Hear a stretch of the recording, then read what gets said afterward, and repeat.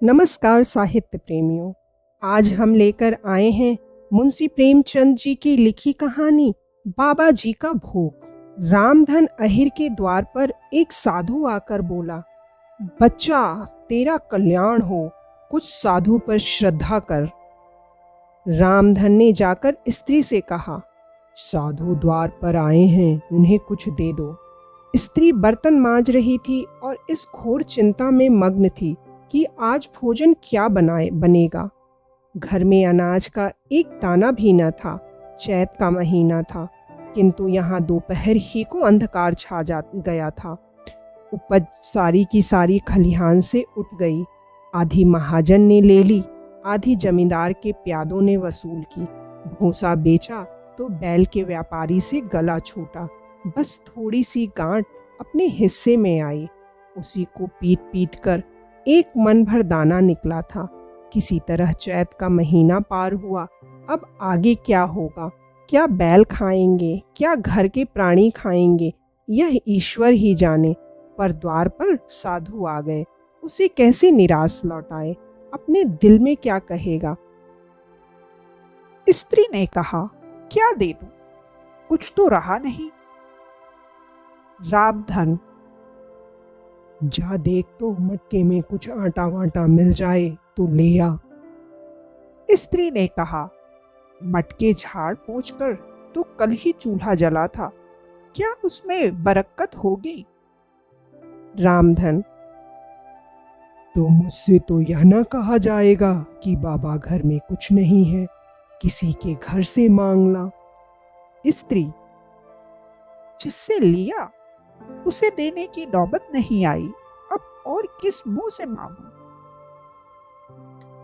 रामधन, देवताओं के लिए कुछ अंगोवा निकाला है ना, वही ला दे, आऊं?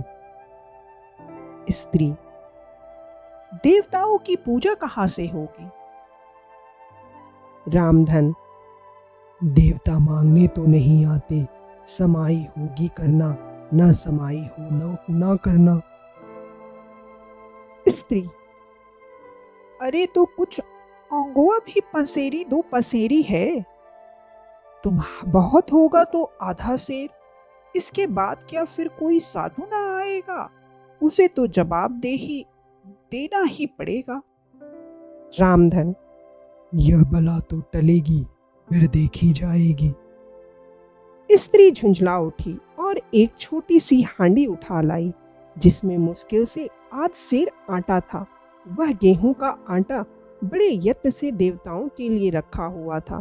रामधन कुछ देर खड़ा सोचता रहा, तब आटा एक कटोरे में रखकर बाहर आया और साधु की झोली में डाल दिया।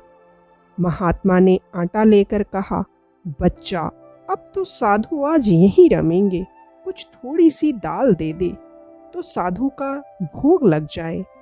रामधन ने फिर स्त्री से आकर कहा, संयोग से दाल घर में थी। रामधन ने दाल, नमक, उपले जुटा दिए, फिर कुएं से पानी खींच लाया। साधु ने बड़ी विधि से बाटियां बनाई, दाल पकाई और आलू झोली से निकाल कर भुर्ता बनाया।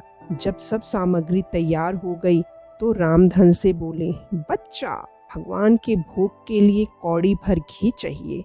रसोई पवित्र ना होगी तो भोग कैसे लगेगा? रामधन, बाबा जी, घी तो घर में ना होगा। साधु, बच्चा, भगवान का दिया तेरे पास बहुत है, ऐसी बातें ना कह। रामधन, महाराज, मेरे गाय भैंस कुछ नहीं है, घी कहाँ से होगा? साधु, बच्चा, भगवान के भंडार में सब कुछ है, जाकर मालकिन से कहो तो। रामधन ने स्त्री से कहा, घी मांगते हैं, मांगने को भीख, पर घी बिना कौर नहीं धंसता। स्त्री, तो इसी दाल में से थोड़ी लेकर बनिए के यहाँ से ला दो। जब सब किया तो इतने के लिए उन्हें क्यों नाराज करते हो? घी आ गया। साधु जी ने ठाकुर जी की पिंडी निकाली, घंटी बजाई और भोग लगाने बैठे। खूब तनकर खाया, फिर पेट पर हाथ फेरते हुए द्वार पर लेट गए। थाली, बटली और कलछुली रामधन घर में मांजने के लिए उठा ले आया।